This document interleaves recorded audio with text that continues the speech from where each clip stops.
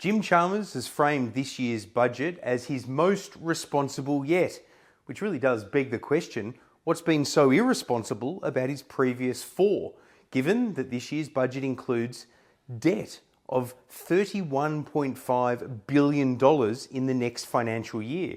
Accumulatively, across the forward estimates, it hits around $140 billion.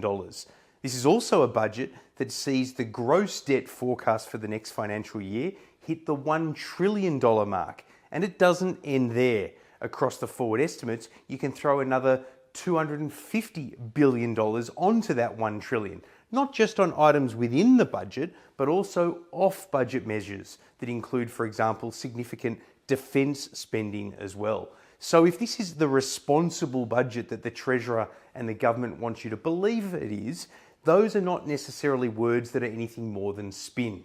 However, this is not a do-nothing budget. It's certainly a budget that Treasurer Jim Chalmers philosophically believes in. He has revisited reforms as flagged before budget night in the area of capital gains tax concessions and reducing negative gearing. You might remember some of these policies were touted by none other than Bill Shorten way back in 2019. He tried to fight for those from opposition, winning an election, and of course he failed.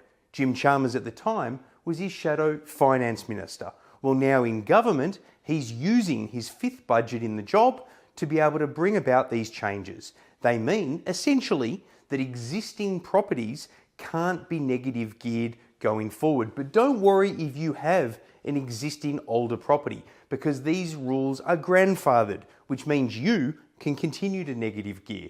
But anyone who wants to get in on that investment advantage, which allows for tax deductibility of the cost of the interest on the investment, well, they need to buy new homes or they need to buy new apartments and they need to add to supply. The Treasurer told us that when he came and visited our office during the course of the lockup. Now, these are changes that, as I say, Jim Chalmers believes in, but they could well be controversial, not just because those who are already in the investment market or want to buy additional homes that aren't brand new homes will feel that they're missing out. They're also potentially unpopular because they are a broken election promise.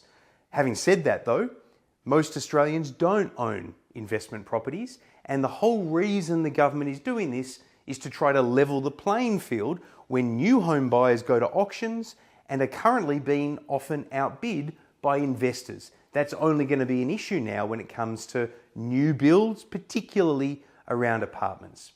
We knew before the budget was delivered that there would be a sizable cut to spending in the sphere of the NDIS. And that is exactly what's contained in the budget papers. But we still see NDIS spending going up and up.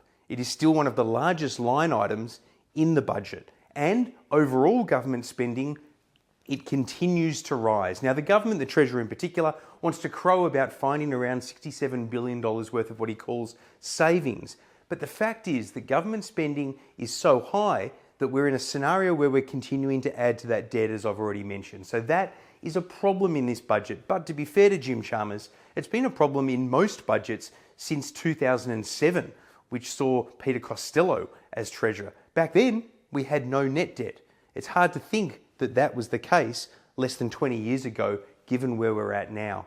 More broadly across this budget, trusts are being clamped down on. That's not something that affects most people. There will be some handouts for workers, but not immediate. There were leaks before the budget of a $250 handout for every worker to help with the cost of living crisis. You'll get that, but not until next year. So hopefully there's still a cost of living crisis, and hopefully you're still surviving through it, because then you'll get the $250. And they did have a change where if you don't want to go through the arduous task of claiming various receipts for deductibility with your accountant, you can just tick a box, and as long as you've paid at least $1,000 in taxation, well, guess what? You can claim a deduction for that full $1,000. That will be a meaningful reform for millions of Australians, especially Australians who don't want to go through the process of all of that deductibility.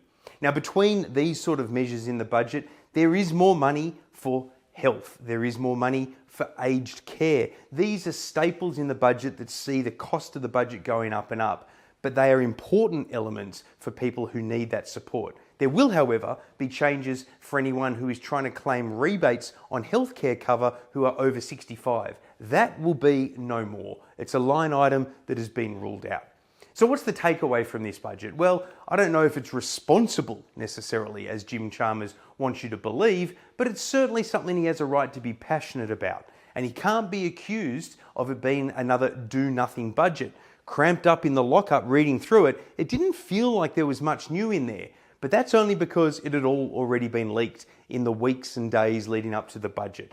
This document, were you to get it sight unseen on budget night without any reports in the media beforehand, it's a significant document with lots of changes that you would expect a Labor government to do. The fact that it's Jim Chalmers' 5th budget, normally you would see a change item budget like this in the first year or two of a new Treasurer's time in power. They've waited till this point in time. And I ask why. The answer is pretty simple. And you know this as well as I do. The opposition is a mess. The government's not especially popular, but it doesn't matter to their electoral chances because of just how much of a mess the opposition are.